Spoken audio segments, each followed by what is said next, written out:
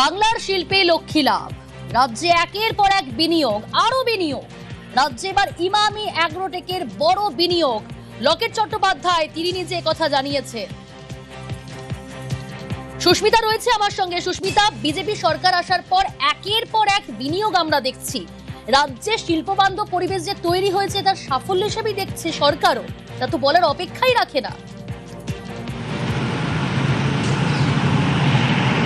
দেখো, বিজেপি ক্ষমতায় আসার আগে তাদের মূল বার্তাই ছিল যে এ রাজ্যে বিজেপি সরকারে আসলে তারা শিল্প বান্ধব পরিবেশ তৈরি করবে এবং ভারী শিল্পের আরো বেশি করে উৎপত্তি ঘটাবে এ রাজ্যে, তাতে সহায়ক হিসাবে বা সহায়তা করবে রাজ্য সরকার। এবং তার একাধিক নজির ইতিমধ্যেই গত 3 মাসে গড়ে ফেলেছে রাজ্য সরকার।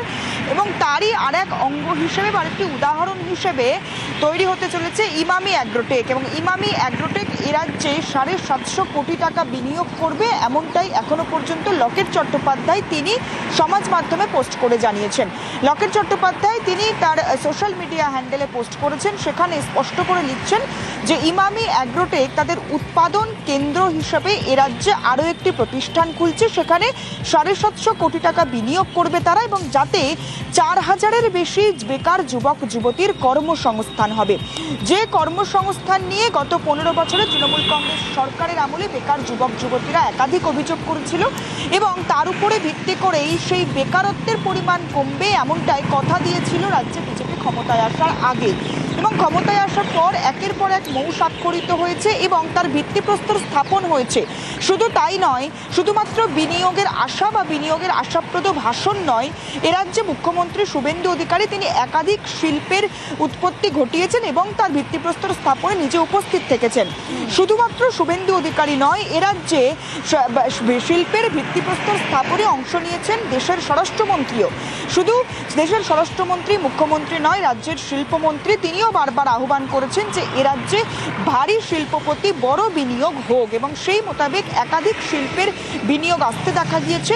আগামী দিনে ইমামি 750 কোটি টাকা বিনিয়োগ করতে চলেছে রাজ্যে, একথা রাজ্য বিজেপির সাধারণ সম্পাদিকা Locket Chattopadhyay social media post মারফত জানিয়েছেন, যেখানে তিনি স্পষ্ট করে লিখছেন যে ইমামি অ্যাগ্রোটেক এ রাজ্যে উৎপাদন কেন্দ্র প্রস্তুত করবে, আবারও নতুন আরেকটি, এবং যেখানে 750 কোটি টাকা বিনিয়োগ করতে প্রস্তুত তারা। ইতিমধ্যেই বিনিয়োগের যে বিনিয়োগ নয় সুস্মিতা, সেক্ষেত্রে কর্মসংস্থানও 4000-এর বেশি কর্মসংস্থানের দাবি। এটা কি কোথাও বিজেপি সরকারের চাকরির প্রতিশ্রুতি তা বাস্তবায়নের ক্ষেত্রে বড় বার্তা নয়? দেখো, নিশ্চিতভাবে বড় বার্তা, তার কারণ সংকল্পপত্র, যে সংকল্পপত্রকে সামনে রেখে বিজেপি নির্বাচনের 2 মাস আগে থেকে নির্বাচনী প্রচারে ঝাঁপিয়ে পড়েছিল গোটা রাজ্য জুড়ে।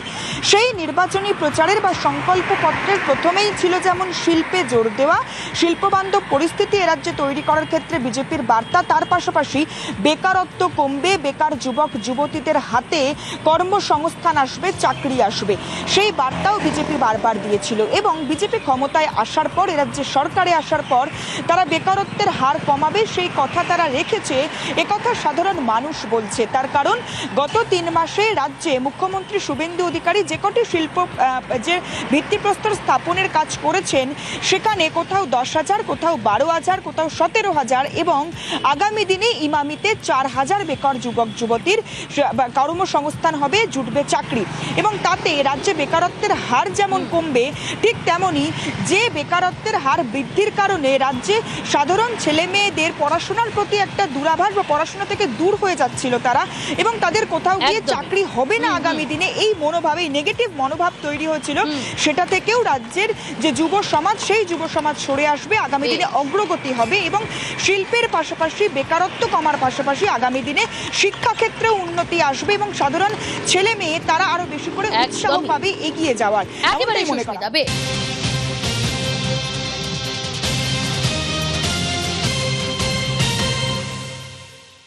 পালাবদলের বাংলায় বিজেপি সরকার প্রথম থেকেই শিল্পকে অগ্রাধিকার দিচ্ছে। শিল্পপতিদের ভয় আউট, ভরসা ইন, এর বার্তা দিচ্ছেন মুখ্যমন্ত্রী শুভেন্দু অধিকারী। देखिए, पहले तो कानून व्यवस्था को ठीक करना चाहिए। जिस तरीके से गुंडागर्दी, सिंडिकेट राज, काटमानी, चांदा वसूली, जिस तरीके से महल था उसको तो बदलना चाहिए। पहले बिजनेस फ्रेंडली एनवायरनमेंट होगा, इंडस्ट्री के लिए अच्छा पॉलिसी होगा, सिंगल विंडो सिस्टम होगा, जमीन का व्यवस्था होगा, देखना है, सोचना है, छोड़ के काम करना है, ये नीति होगा, तब तो प्रदेश आगे बढ़ेगा।